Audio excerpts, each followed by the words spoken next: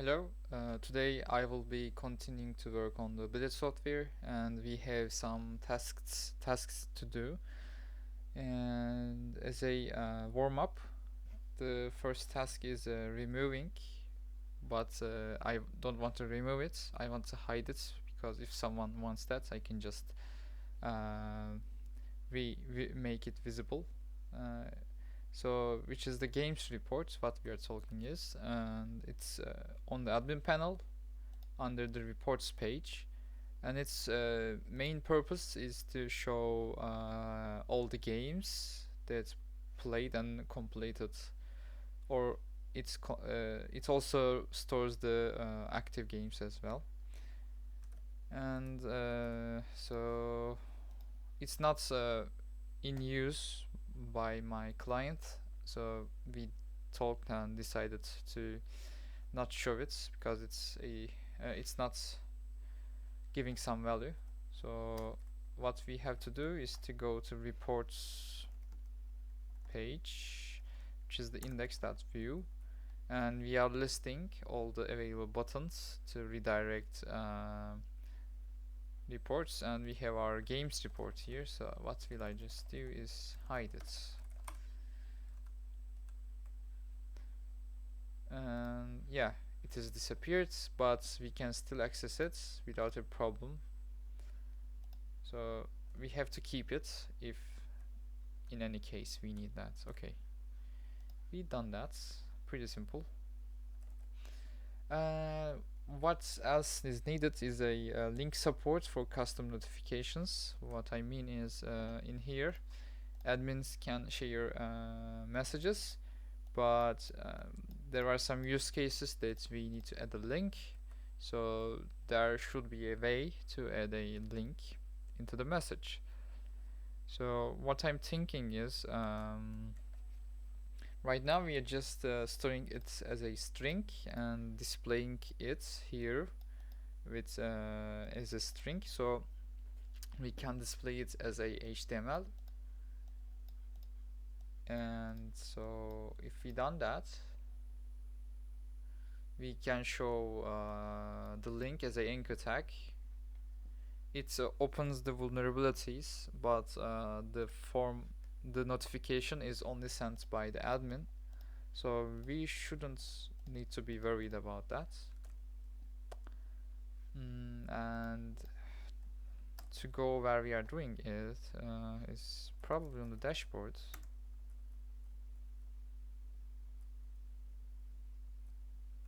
Yeah.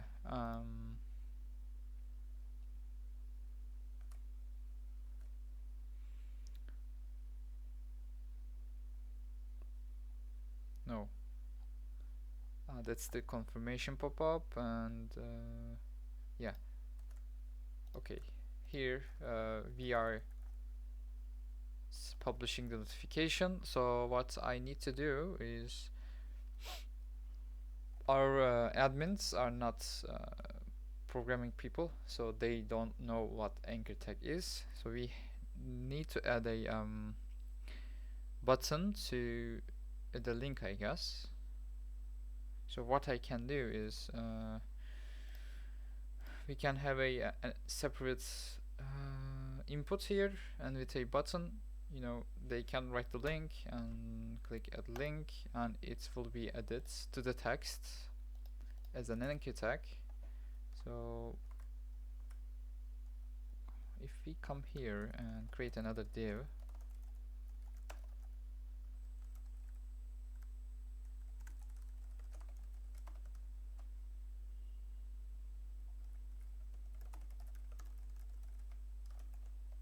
and I need to add a button, I will give it a class. We have a secondary. Okay, we have the secondary one, and I will just write my link, and when I add link, it should be added as a formatted text. Okay, so we have to attach this to a model, and I will call it as a notification or message link inputs, and I will attach an action, click action to our add link button. We can call it as a append message or append link to message, I guess. So first we need to create the message link input model in our data.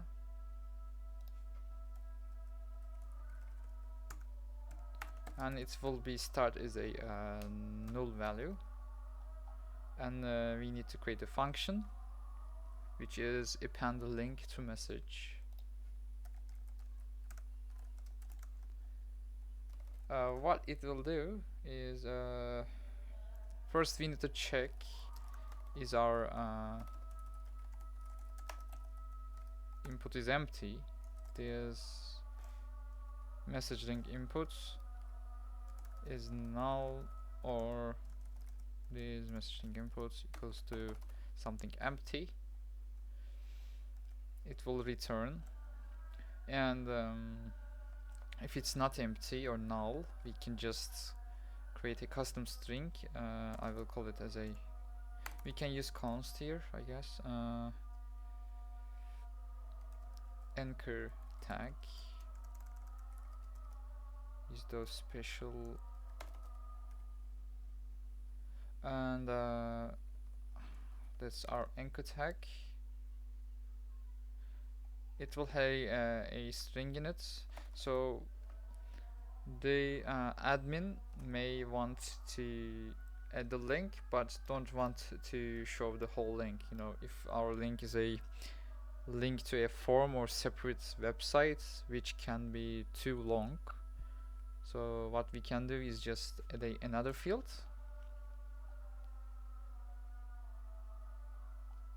and on that field we will request a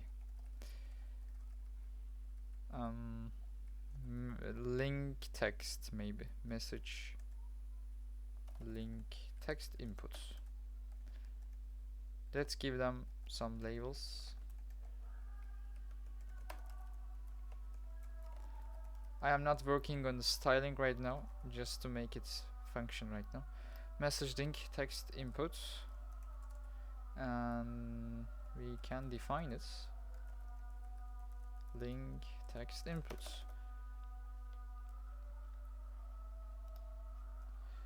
And I am not going to make it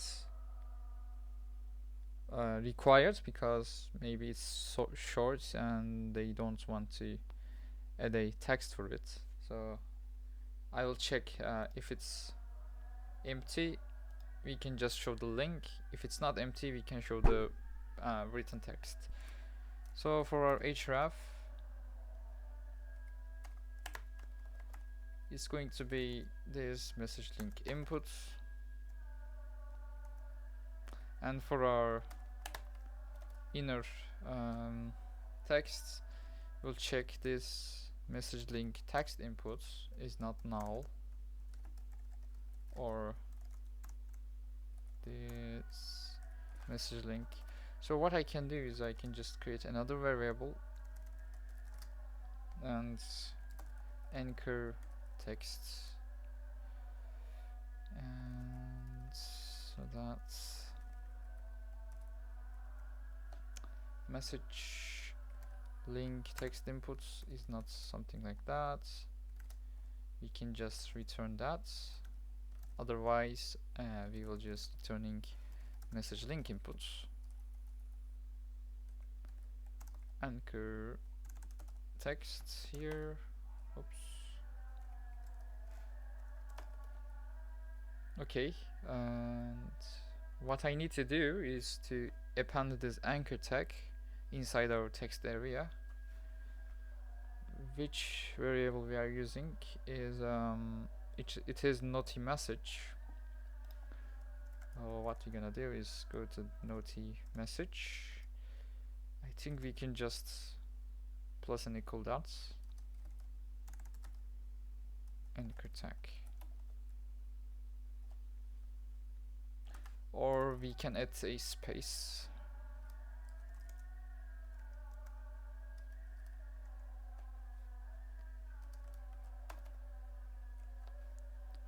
Okay, it looking fine, I guess. So if I come here and if I click add link, it's not working.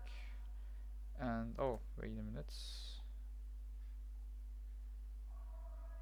we have to change that label to texts. Our link can be Google,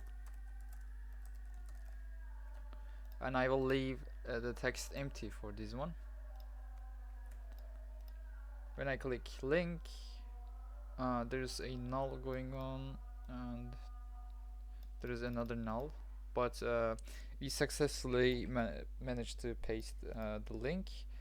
The first null is coming from the message inputs. We are storing it as null, so we have to check that at first. Then I don't know why we have null here. So let's go to the function. First I will check this one. If this naughty message is null,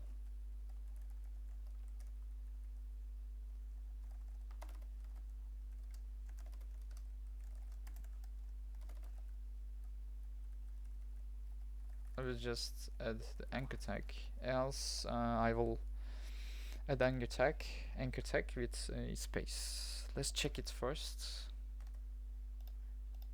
We have null input going on here, and if I add a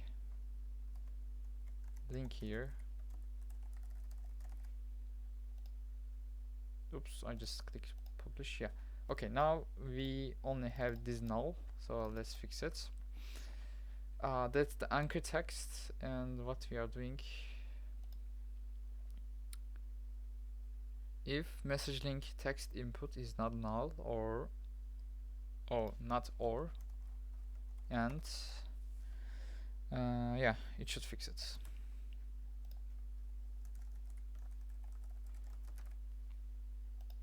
Okay, we know that, have that. If I add something, yeah, and it's giving space as well.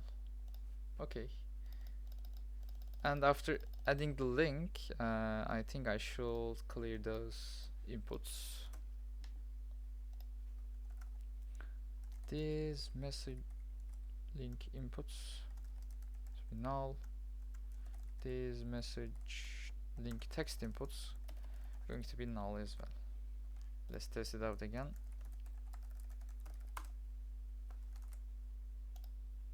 Yeah, it's empty now. Okay, and okay, now I think we can publish that.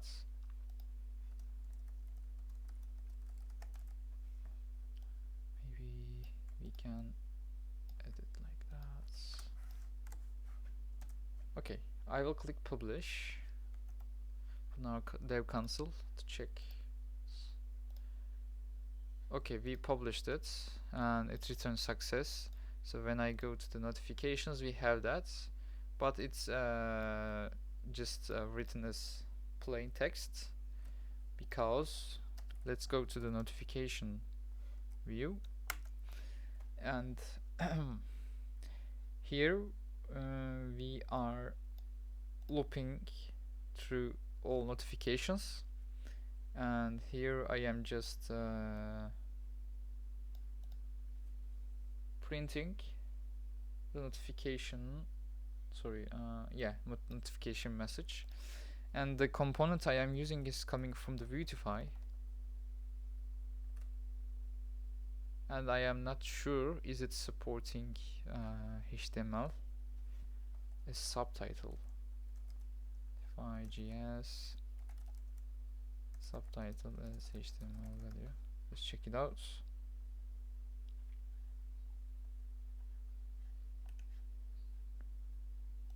If it's not supporting that, we may need to write our own HTML.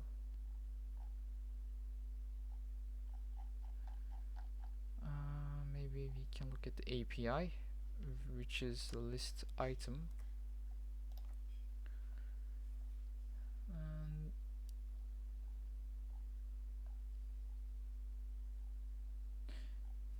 okay, there's a subtitle. It requires a string.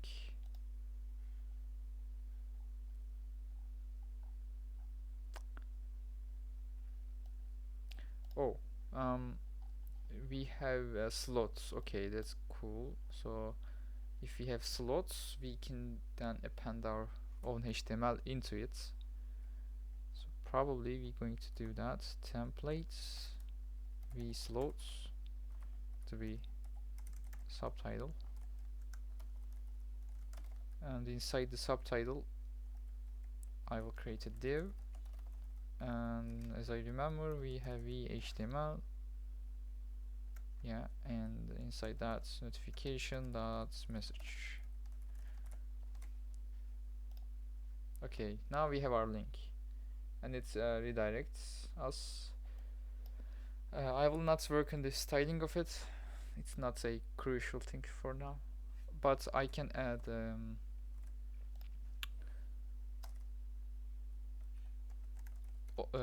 when users click on that, it will take us directly to the link, and we are going to lose the page that we are in. So I will add a target blank attribute to keep our tab open. Targets blank. Okay, now go to the admin. This time link should be opened on a new window, new tab.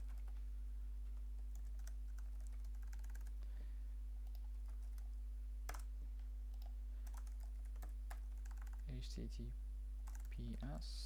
Now I will give my website as a link, and I think we can remove that empty space. Okay, publish, and I will remove that empty spacing here. We can just append it directly to the notification message. Now this time if there is a text and I added some link, it will just append it. Okay, cool. Now check the notifications, and we have this.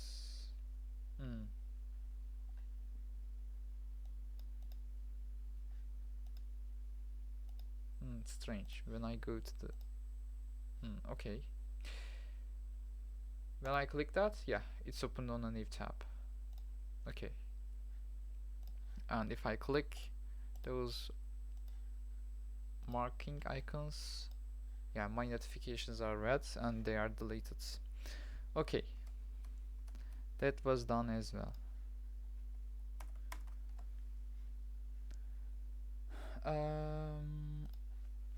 We have another task, which is kiosk report total. So as I remember, if we go to the reports and kiosk, we just have the products. Oh, okay.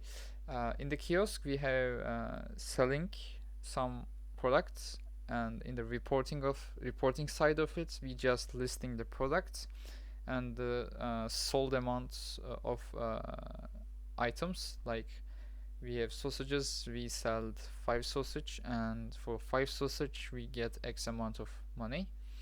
But the client requested a total field, which will sum it up of the total of products and give us a single value. Okay, I think I did something like that on a. We have a subscription report, but not that one. Looks like I didn't. Okay. If we go to the reports and kiosk, and we have our kiosk report title, which is coming from here. We have our filter. So under the filter tags, we can create another div, and it will be like total, and after that prints like, and I will add a display flex. I don't remember, do we have tailwind, so I will just add plain CSS flex, align items center, and I will give it a gap like 10 pixel. Okay, and we had to add some margin to the bottom.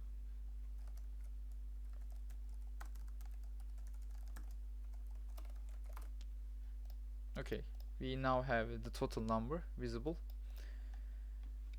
Now we need to calculate the total amount of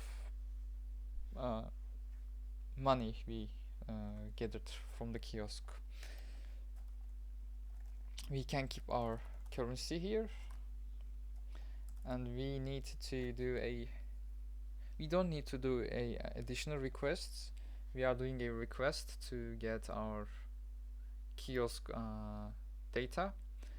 We can just add the total value into that data, so we can just pull it out. What we are doing is we have storing our items, and I will store the total value, give it 0 right now, and just display it here. Okay, and when we do a request, there's a response returns to us. It's returning the items, and I will return the total as well. Right now it's going to give us an error because we are not returning total.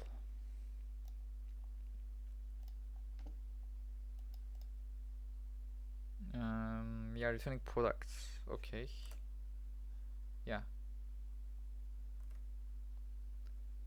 and it become null, so we are not seeing that here.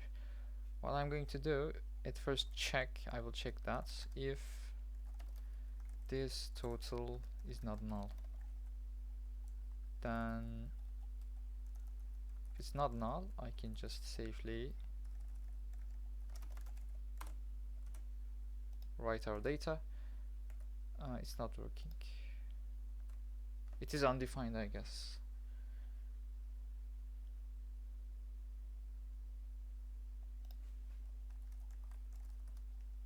Undefined, and oh, sorry, we shouldn't check the total. We should check the response. Res data total. If it's not null, we can just set it. Yeah. Currently, it's coming null. It's technically coming undefined, so we are not carrying that and keeping our current value. Okay, if I add the total attributes inside the response, we should see that here. Let's go to our calculation thing. We have our handlers, and it's looking for the kiosk function. Okay, we are querying orders in the defined created at range, and we are returning our products. Let's return the total, and let's return, for example, 23. Refresh. Okay, yeah, we are getting the 23. So what we need to do is we need to calculate the total value, and for that I will define a empty total value, which is going to be decimal, decimal. I think we can start with the 0.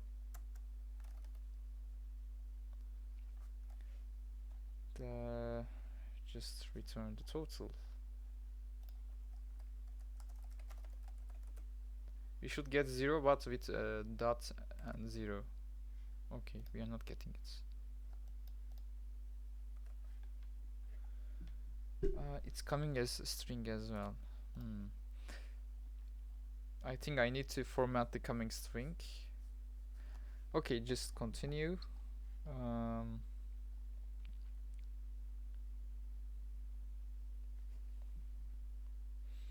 What I need to do is we are looping through our each product,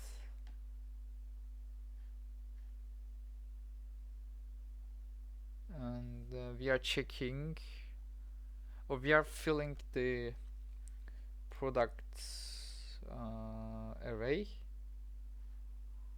and while filling that I can just take the total values and add it to our global total value. So we should have something like add, and it's looking for a decimal. We should have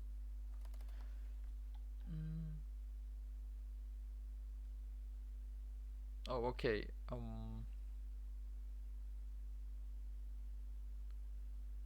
We have product price.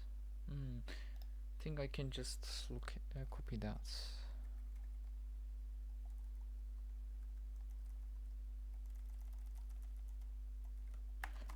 It will look at the product price coming from the V, which is the items we bought, and it is multiplying that with the product amounts coming from the V as well. So it's basically multiplying that and adding that to the total. When we create the item for the first time, we can do that as well. Now we're gonna return 0 as well. Yeah. So to test it out, I can just go to the shop and buy some stuff. Complete. Pay now. I pay with physical cards as a payment. And yeah, we have our order registered with the price. So let's go to the reports, kiosk. Okay, now we have our total value from the test product, but our total is coming as a 0. So we are not adding that. Let's look at the code again. What we are doing is, do I have to edit? Do I have to do it like that? So not sure. Okay, let's try that. It looks like not affecting the variable. We should save it. No,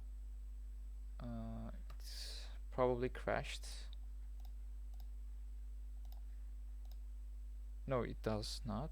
Okay, now we have our total value coming.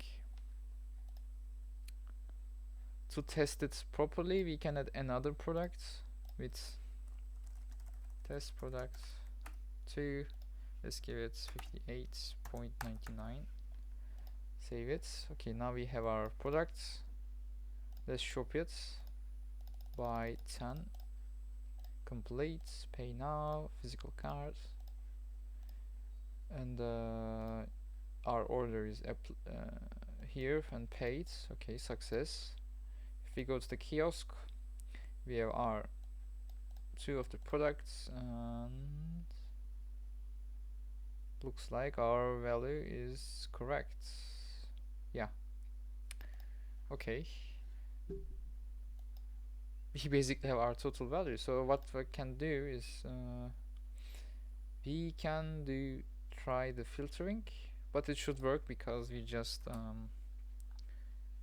using the coming products. So if the filtering works alright, our total should work alright as well. So we don't need to test it out. Okay, we done that. And what else? Okay, there is something. Subscribe report value and total. Yeah, subscription reports. And okay, let's try to buy a subscription for us. To buy a yearly one because I am rich. Pay with physical cards. Okay. Do we have the subscription registered? Yep. And on the reports we have our subscription. Okay.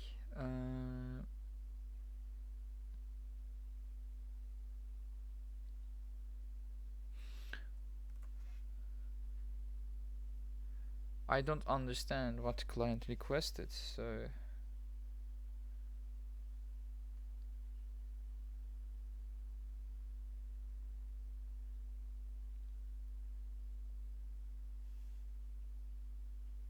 I don't understand that one, because subscribe report value and total. So we have our total value, you know, total both yearly subscription amount and count of it. So I think it should fix the problem. I will leave it as a question mark. I will make sure ask the client what he meant. On the users report, subscription purchases only shown in number. So if you go to the users, and we have our users registered, and this is the user we are using right now, and it has 3 orders, which is correct. One for the kiosk, second for the kiosk, and the last one for the subscription, and the total amount of it here. So when we click on the user, you're getting all the products, and okay, we have the total value coming on here. So what he wants is, okay, let's try to buy another subscription. Can we buy another subscription while we have subscription? No. So I will do some cheating. Go to the database. It's my local database, and this should be app. And if we go to the game, no, not game, user subscription chunks, so I will delete that, and I will delete my subscription. Okay, now we shouldn't have a subscription going on. Yeah, but our subscription purchase should stay. Okay, we look at the detail. We have our yearly products. Okay, let's go to the reports. We have our subscription reports,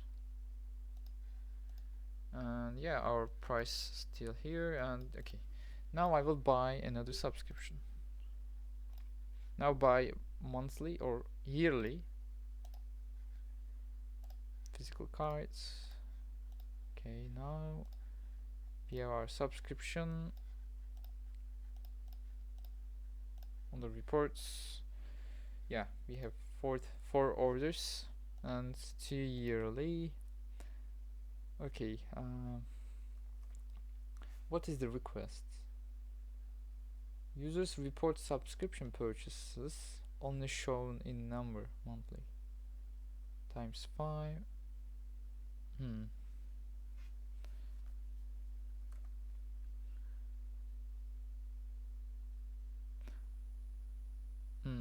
We showing yearly. Oh, I think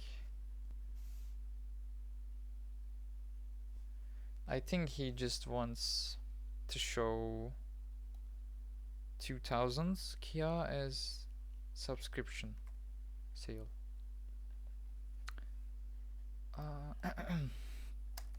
let's go to the user reports pop-up here. So reports, users. So when I click a user, there is a pop-up opens. So we opening the pop-up with this function, and that's the pop-up we are looking. Okay, user report pop-up. We are looping our products here.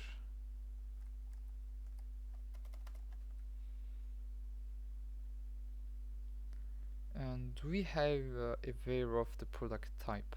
If we are aware of the product type, I can say it is a subscription or not.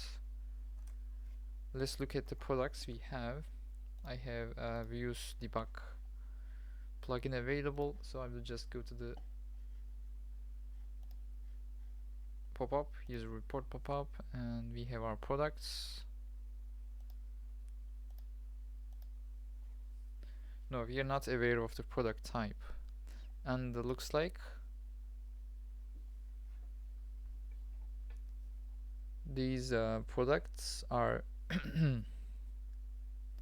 just coming from the server as formatted. So when I buy, let's buy a monthly one by deleting our current subscription. So if you're asking what user subscription and user subscription chunk is, user subscriptions contains chunks, and chunks represent our, we can pause our subscriptions. So when we pause it, when we start a subscription, by a subscription, we create a chunk for it, and when we pause it, not delete it, when we pause it, we are stealing our current chunk and creating a new chunk. So then we can just calculate how much time spent on the subscription, how much time spent on the paused subscription. So that's why we have chunks here. And I will go and buy another subscription, but this time it will be monthly. And if I go to reports and users, now we have our monthly. So the client, as I understand, the client wants to make those two more distinguishable. Like, if I'm not aware there's something called yearly and monthly, I don't understand what they are. They just look like a product. So we should have something like subscriptions or so, but this coming from the server, so we can just handle it on the client. What we have to do is to go to our handlers on the reporting, and we have when I click on a user, are we doing a request? Yes, we are doing a request, and the products are coming here. We're getting user details, the total, is it success or not? Okay, so we should modify this coming products array, and it's coming from this user function. We have items, then we have products, probably this one. Yeah. Okay.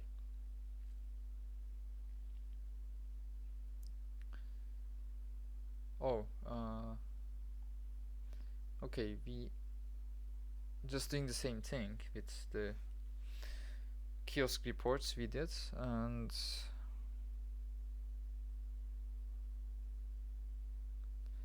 what I can do is you're just checking the product ID here, and we're doing a request to know the product details. So what I can do, I can send the type to the client and group them as under the subscriptions category in the client, or I can just wrap them as subscriptions, my biggest fear is when I done that, the next time client will ask, show me the monthly ones and yearly ones. So in order to keep our progress,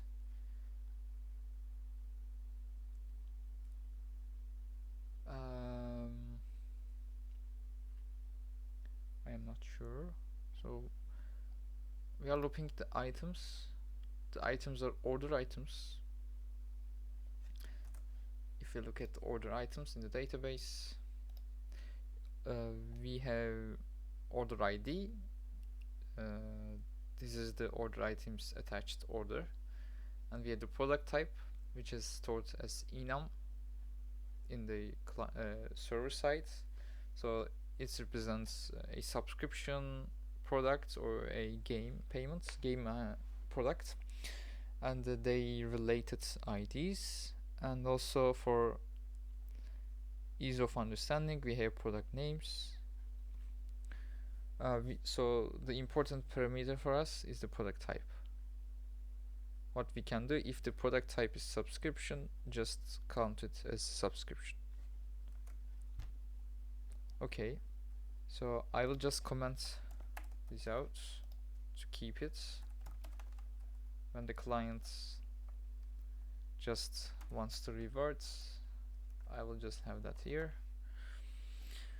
So, and we are checking, is the product available on the array. We just looking the ID, so it's a problem.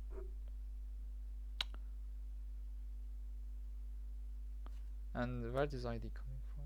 Product ID.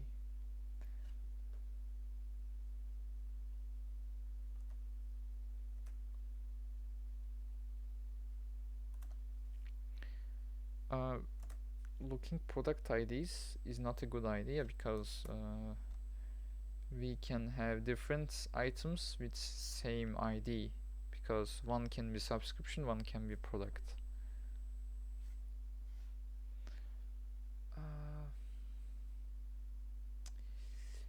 Okay, that's not good.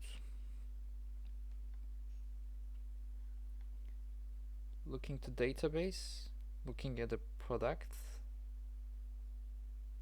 Oh, okay, we also not checking the type of it, so we just looking to database, looking to products table, which is here, and is there an item with this product ID? We're just selecting it and displaying the name of it.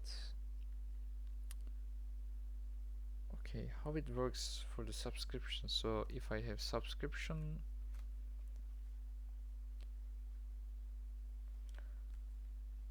okay, we have a subscription with product ID of 1, and it's monthly. Okay, so if we go to the loop, is it in the range of products? No, it's not in here yet, so it's not found. And we are creating a product variable, and we are querying the database with that product ID, which is 1, and we are appending that. But if you look at the products table, and ID 1 does not represent our subscription, it represents test product 1. So it's not the correct value we are looking for. And also it takes its name. So strangely, we should see test product 1 instead of monthly and yearly. But we are getting those names here. Product.name.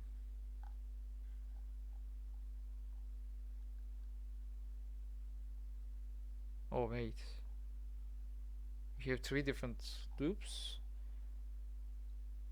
and Wait a minute, are we checking that?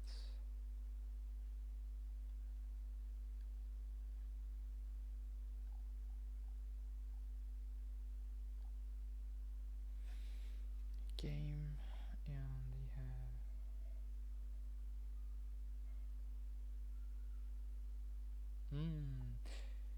we are just there is something going on. Okay, we looking for the subscription payments here. We have query, looking for the top subscriptions and selecting those orders.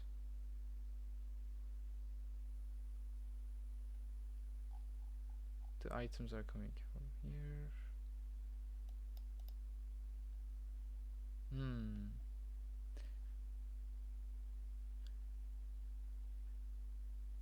We are okay. So as I understand, we are doing 3 different loops. So we can revert.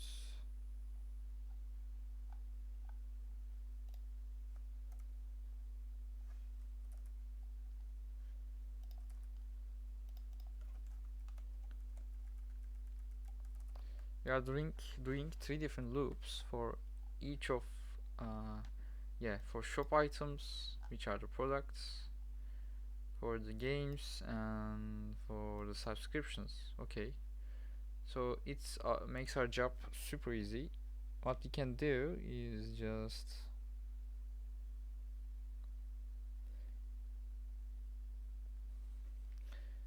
we can name our products as subscription, and we can just check that here is that's okay.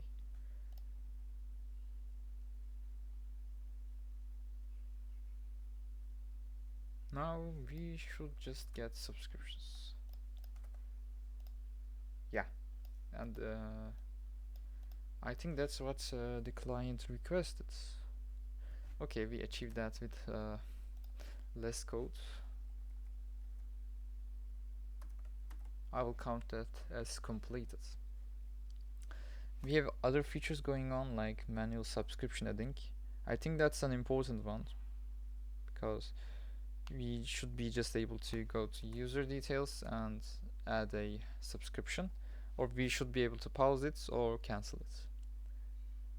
And the other task is view order details by just clicking. Oh, okay, that's super easy one. I can do that. So when we go, if we go to the orders to see the order details, I just need to click the details button. But instead of that, we can should be able to click on the row and it should return that. Because on the responsive side of it, admin should just scroll right, and that's annoying. Okay, so if we go to the orders and we have our details, I think it's commented out.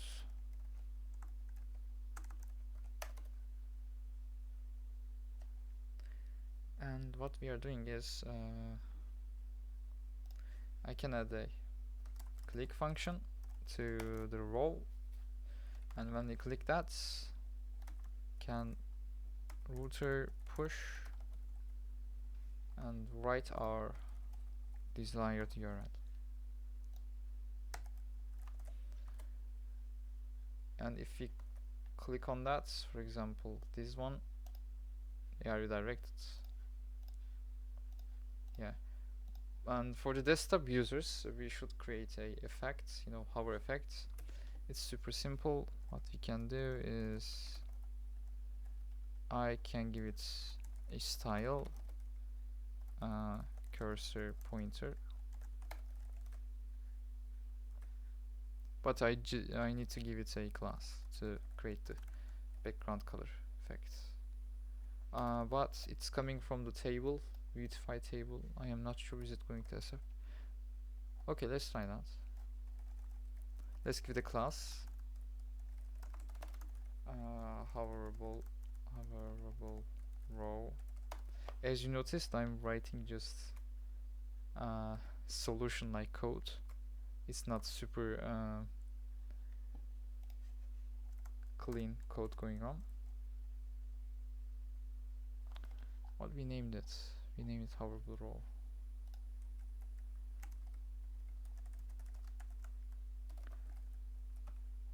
And cursor pointer.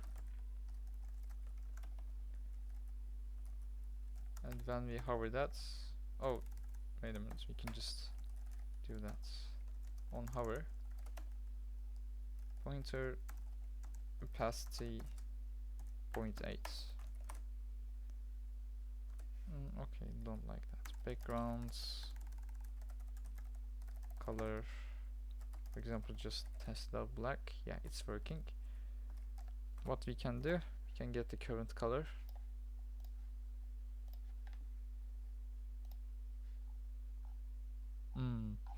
I don't know the color. Okay, I can just give it something more. Oh no.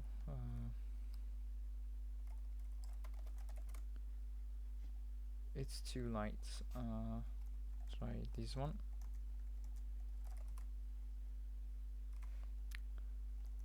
What if we just give it 1? Okay, it's not that bad. And also all the users are, nearly all the users are using the responsive version, mobile version. So they're not gonna notice that hover effect. So there is no need to spend too much time on that. Okay, we have that as well. I can check it out. And I will be continuing on the other tasks in the close future.